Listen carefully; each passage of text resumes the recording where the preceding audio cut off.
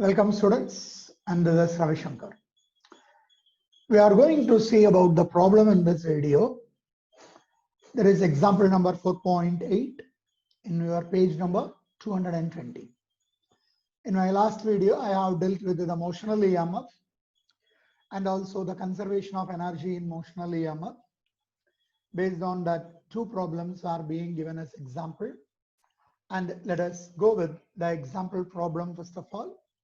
And after that example problem, let us work it out. Take your book and take to page number 220. Come on, the problem is a conducting rod of length 0.5 meter falls freely from a top of the building, which is having a height 7.2 meter at a place in Chennai, where the horizontal component of the Earth's magnetic field is 40,378.7 nanotesla. If the length of the rod is perpendicular to the Earth's horizontal magnetic field, find the EMF induced across the conductor when the rod is about to touch the ground, and take G is equal to 10 meter per second. That was the problem given.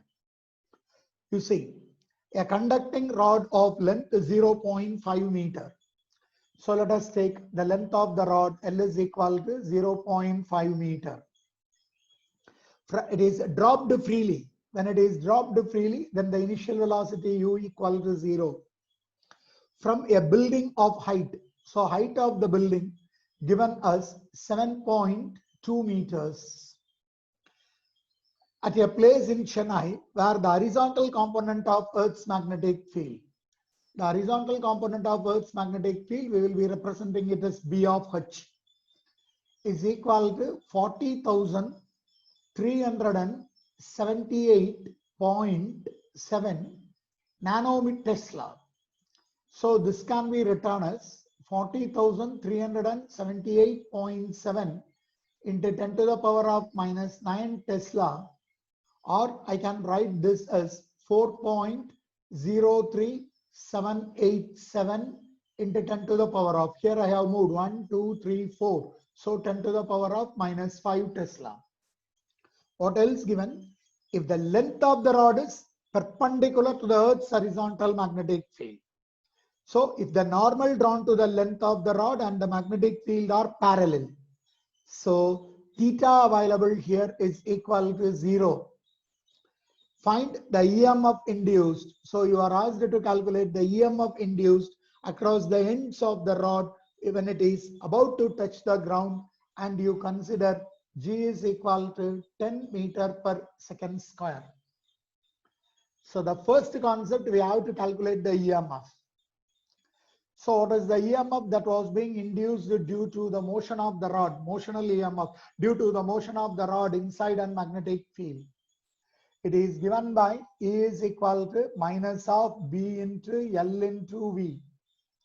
The negative sign indicates that the EMF induced is always in a direction opposite to that of the direction in which the flux changes. Or we can say the negative sign is the consequence of Lenz's law, is the consequence of Lenz's law. Okay.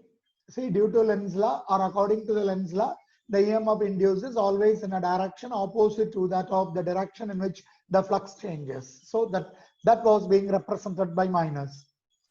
Now, in order to determine A is equal to minus of B into L into V, we have to calculate V. What is this V?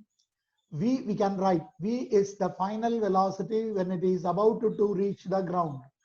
Final velocity of the rod when it is reaching or when it is about to reach the ground. About to reach what? About to reach the ground. So what is the final velocity? We have to calculate. We have to calculate the final velocity means you use the formula V square minus U square is equal to 2AS, or V is equal to U plus AT. See, if you are using V is equal to U plus AT, we are not knowing the time.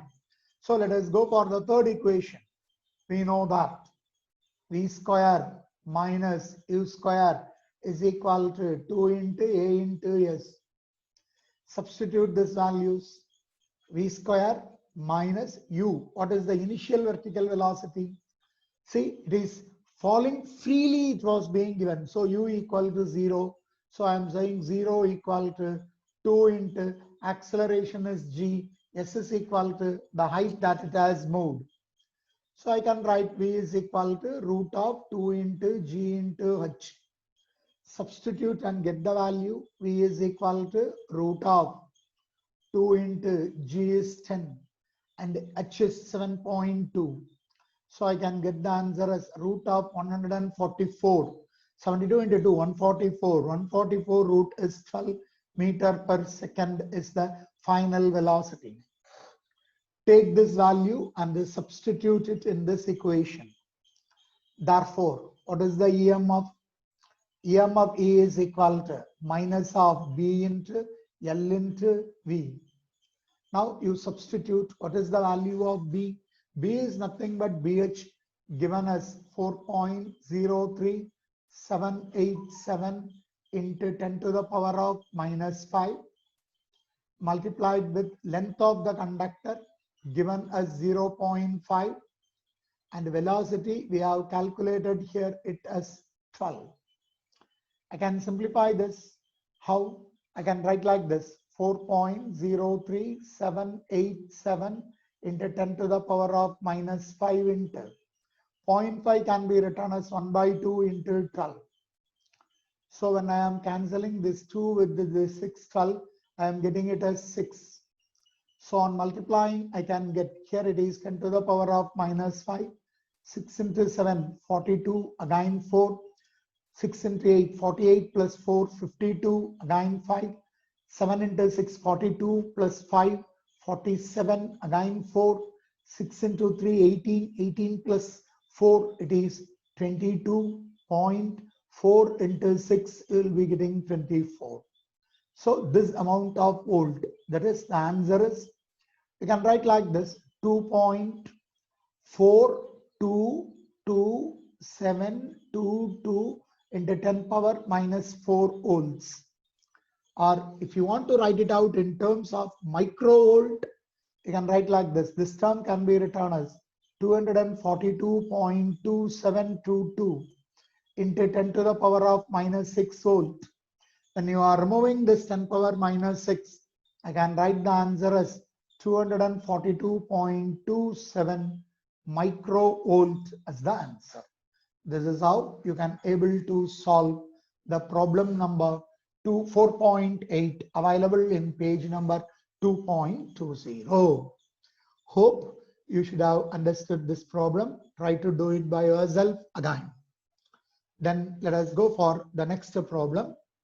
Then the next problem, example number 4.9 and page number, this in the same page it is available, that is 220. Take down your book, look at your book. Let us go through the problem. Let us read out the problem. Come on, follow me, follow with me. A copper rod of length L rotates about one of its ends with an angular velocity omega in a magnetic field B as shown in the figure. The plane of rotation is perpendicular to the field. Find the EMF induced between the two ends of the rod. First of all, you go with the diagram. See, the diagram is given like this. The crosses are representing the magnetic field.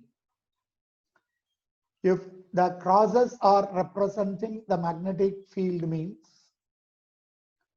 the crosses are representing the magnetic field acting perpendicular to that of the board and inwards. So the crosses are representing the magnetic field B vector, and this B vector is acting perpendicular to the plane or the board, and also we can say it is acting in inward direction. So in the inward direction, the magnetic field is acting. If dots are being placed, then we can say the magnetic field is acting perpendicular to the plane and outwards. Here it is acting in the inward direction. Now you see, when you are taking what it is given, a rod of length L is placed inside and it is made to rotate. So here you are having a rod. So a rod is being placed and it was given the length of the rod as L. Keeping one end as the center, the rod is made to move inside what? The made to move inside the magnetic field. So you can able to get a circular path. When it is rotating with an angular velocity omega. And given the plane of rotation and the magnetic field are perpendicular. So the normal drawn to the plane and the magnetic field are parallel. So I can write theta equal to 0. Length of the rod is considered to be L.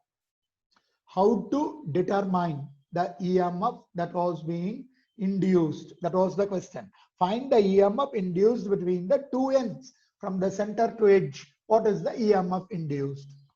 We have to go for the same formula. The EMF induced is equal to, we can consider it out as minus of B into L into V. Again, the negative sign indicates that the EMF induced is in a direction opposite to that of the change in flux. So in order to determine this, what I am going to do? In order to determine the EMF, what I am going to do? See, you consider a small elemental length, a small element or elemental length in the rod. Elemental length, I am taking that elemental length dx in the rod at a distance of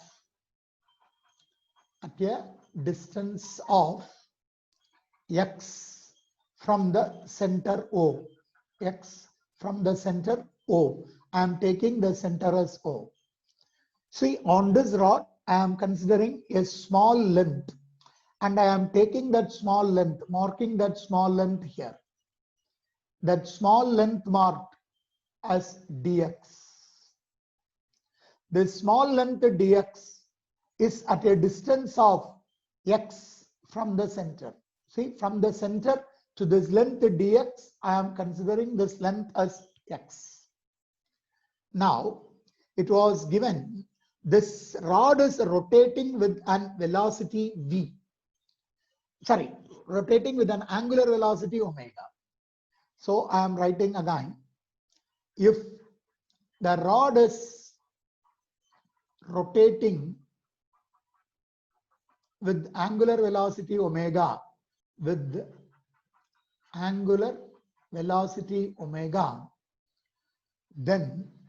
the linear velocity of the rod is dash.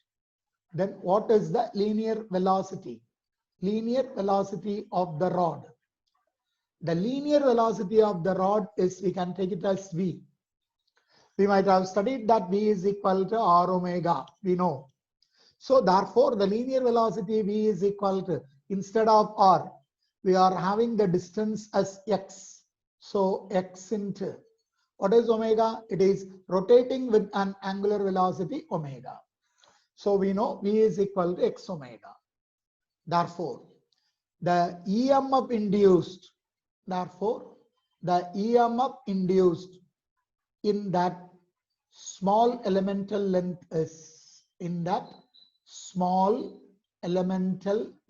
calculate the EMF induced in the small elemental length. Let us take that as d of E.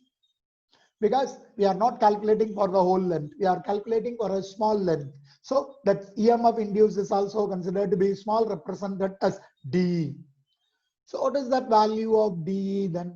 The value of dE is, again you use this formula, minus of B into, what is L? L, we are considering it as the small length dx. And what is V? We have calculated V as x omega. On rearranging, I can write the value of d omega, the value of dE, magnitude of dE is equal to B into x omega into dx. This we are taking it as the magnitude of the EMF that was being induced.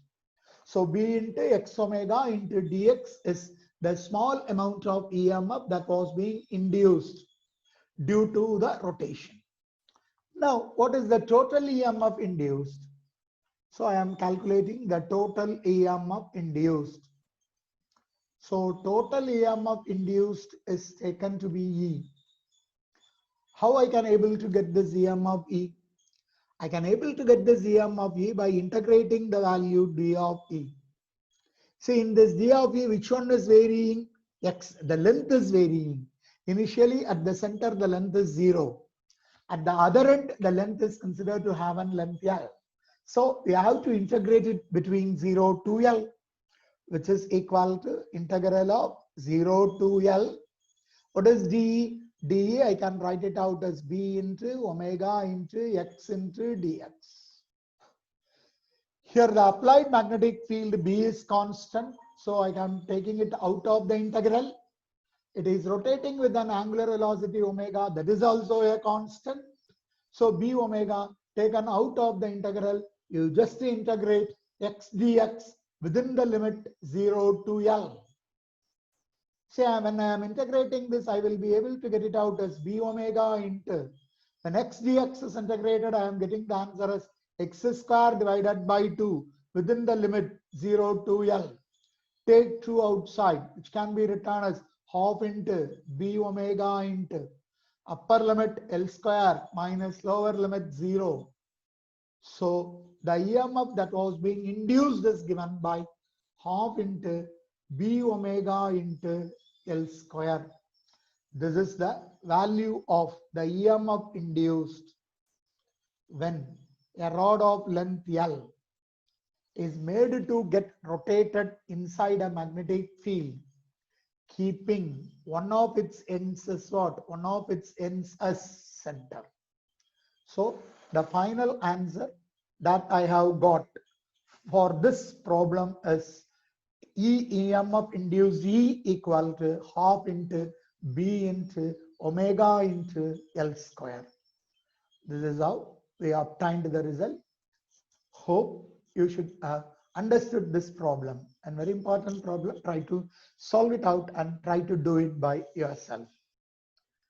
So we will meet in the next video. Until then, bye and goodbye, and thank you from Ravi Shankar. Thank you.